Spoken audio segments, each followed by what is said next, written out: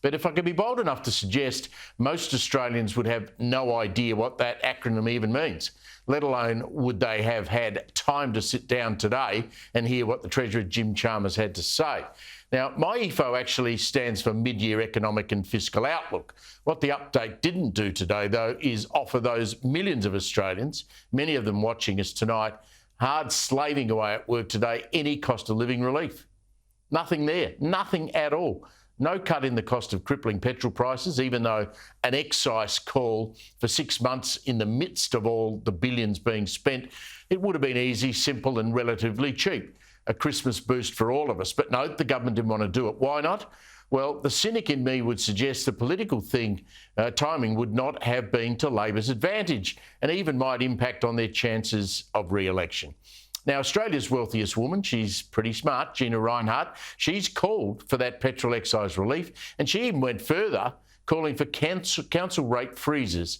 That would also, to me, make sense. I can't recall in recent history a more financially stressed population than right now. Food prices, mortgage pain, those petrol prices, they're down a bit, and of course, energy and utility prices. Now, have you looked at your gas bill or your water bill or your electricity bill lately? And what happens during Christmas and holidays? You use more of all of those things, including fuel. Disposable income numbers show all developed nations, Australians lead the way in simply stopping spending on anything that's not a necessity. We all have to buy fuel, we have to buy food, we have to pay bills. But imagine what this collapse in non-essential spending is actually doing to retail businesses. I think there's a bad story around the corner. It's clearly easier in opposition, but I reckon the Coalition's finance spokeswoman, Jane Hume, nailed it today. Australians are facing a really tough Christmas. They're going to have to make some big decisions about their own family budgets. It's a real shame that this Labor government has failed to make decisions, those tough decisions around theirs. Well said, and as she says, the government doesn't help you with your budget and continues to blow its own, led by state Labor governments who spend like drunken sailors.